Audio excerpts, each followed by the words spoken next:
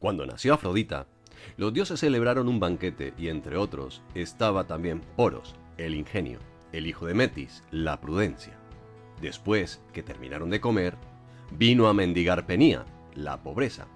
Como era de esperar, en una ocasión festiva, estaba cerca de la puerta.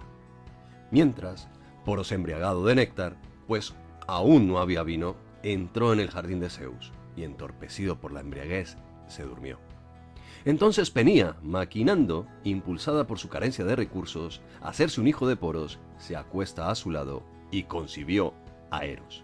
Por esta razón precisamente, es Eros también acompañante y escudero de Afrodita, al ser engendrado en la fiesta del nacimiento de la diosa y al ser, a la vez por naturaleza, un amante de lo bello, dado que también Afrodita es bella.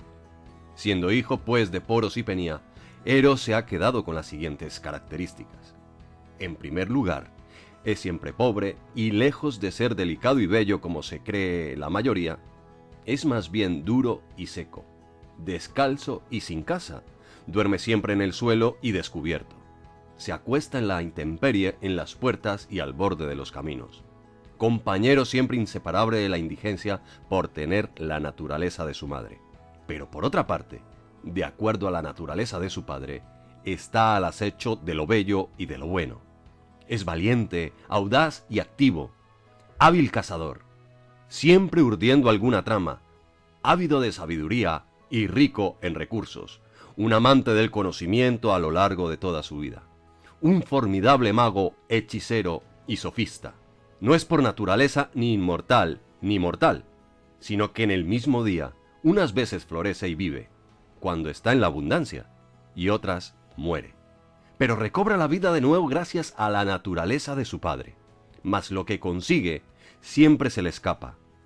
De suerte que Eros nunca ni está falto de recursos ni es rico, y está además en el medio de la sabiduría y la ignorancia. Históricamente, el pensamiento filosófico apareció como la continuación racionalizada del pensamiento mítico. No hay un salto brusco entre mito y filosofía, sino que los primeros filósofos siguen entremezclando motivos míticos con motivos racionalizados. Por tanto, es una característica del primer pensamiento griego la indiferenciación de ambas esferas.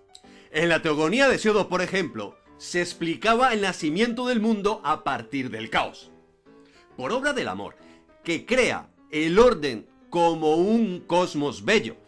En este poema cosmogónico, tanto el estado del que surgen las cosas como la fuerza que las crea aparecen como categorías míticas. La mitología griega aportaba, por tanto, ya un modo de explicación de cómo está constituida la naturaleza. El mundo es un orden surgido del caos y que se rige por una ley cuya necesidad es inviolable. Este orden es mantenido por la justicia que se manifiesta en forma de equilibrio y proporción correcta. Es decir, como la armonía que la ley hace surgir entre la lucha de contrarios.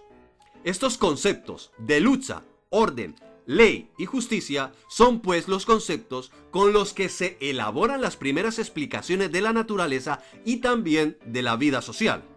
La noción de un principio ordenador que rija la multiplicidad y la desmesura que encontramos en la raíz de la filosofía es también el constitutivo esencial del ideal moral, estético y humano de Grecia. En el arte y en la vida, los griegos intentan aunar elementos de un modo unificado, ordenado y armonioso.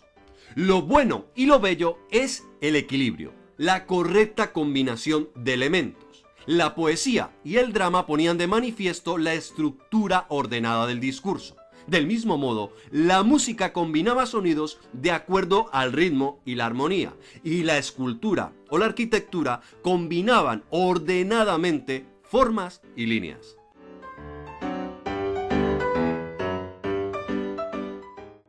¿Sabéis cuál fue el principal problema de los primeros filósofos? El principal problema de los primeros filósofos fue el de la explicación del cambio en el universo, es decir, el espectáculo de la transición de la vida a la muerte, de la generación, el crecimiento y la corrupción de que las cosas que, siendo de una manera, dejen pronto de serlo. y en su lugar aparezcan otras que, a su vez, cambiarán de ser. Si las cosas cambian, ¿qué son de verdad? Si una cosa pasa de ser blanca a ser verde, entonces es y no es blanca. Si algo que era deja de ser, resulta que la misma cosa es y no es. La multiplicidad y la contradicción penetran en el ser mismo de las cosas. Los pensadores griegos se preguntan entonces qué son las cosas de verdad, es decir, siempre por detrás de sus múltiples apariencias. Buscan, por tanto, en la multitud de aspectos de las cosas su raíz permanente e inmutable, el arjé, la causa o principio de su existencia, por encima de la variabilidad y que es capaz de dar razón de ella. Por esto, lo verdaderamente interesante es la pregunta inicial de la filosofía. ¿Qué es la naturaleza o el principio de donde surge todo? Pensaron que, en último término, todas las cosas se caracterizan por su naturaleza, por su physis, que les ha sido conferida al nacer. Un ser humano, por ejemplo, es un ser humano en todas las edades de su vida, porque recibió su naturaleza humana en el momento de nacer. De ahí que todos los filósofos presocráticos centren su interés en la naturaleza como causa originaria de todas las cosas que persiste a través de todos los cambios y como principio explicativo del cambio, del devenir. Su aportación consiste en plantear las eternas preguntas de la humanidad. ¿Qué es el ser? ¿Por qué existe el ser en vez de nada? ¿Qué es el mundo y a dónde se encamina?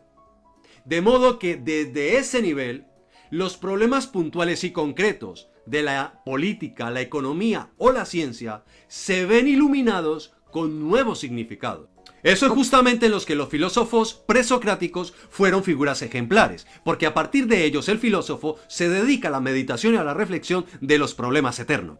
Y esa meditación y esa reflexión nos interpelan ahora mismo que nuestro mundo también nos ofrece relatos míticos, es decir, explicaciones arbitrarias que quieren imponerse en apelando no a las dimensiones intelectuales de la persona, sino solo a las dimensiones emotivas. ¿No son relatos míticos, por ejemplo, los spots publicitarios? Que nos dicen qué merece la pena, qué se debe hacer o qué tiene sentido. Si uno no despierta su logos o su razón, puede creer que si adquiere este nuevo producto enunciado, como el último smartwatch, el último coche o la puta Coca-Cola en el desierto, probará una mágica libertad, una eterna belleza o una salud inquebrantable. Otro de los mitos que nos acecha en la actualidad es el mito de la opinión pública. ¿A qué realidad se hace referencia cuando se habla de opinión pública? La opinión pública tiende a presentarse como la voz del pueblo, una voz sacralizada y llena de autoridad. Pero, ¿cómo y quién detecta esa opinión pública mitificada? ¿Por qué se insiste tanto en ella? En esta cuestión, como en otras parecidas, el paso del mito a logos pasa por descubrir que la opinión pública es la interesada opinión de aquellos que tienen poder para hacer pública su opinión. Un claro ejemplo de este mito de la opinión pública es la reciente publicación de un columnista del New York Times que pide cancelar a personajes de los Looney Tunes como el famoso zorrillo Pepe Le Pew que normaliza la cultura de la violación, o Speedy González que refuerza un estereotipo racista hacia los mexicanos. No estaría mal ser como ese niño de 6 o 7 años que comienza a descubrir incoherencias y contradicciones en el mundo mágico de Papá Noel, Santa Claus o los Reyes Magos. Aquello que el niño había creído durante toda su infancia se ve ahora rodeado de multitud de preguntas. El abandono de ese relato confortable y seguro de los Reyes Magos llegando con sus camellos para dejarle los regalos y la aceptación de que estos son los padres es el primer paso del mito al logos. No estaría mal en cuestionarnos, desvelar o desenmascarar aquello que subyace en los mensajes que constantemente nos bombardean los medios de comunicación o algunas ideologías hegemónicas que nos quieren imponer a toda costa. Y es aquí donde encontramos la naturaleza del que filosofa, porque se encuentra a mitad de camino entre los dioses que poseen la sabiduría y las bestias ignorantes. Yeah.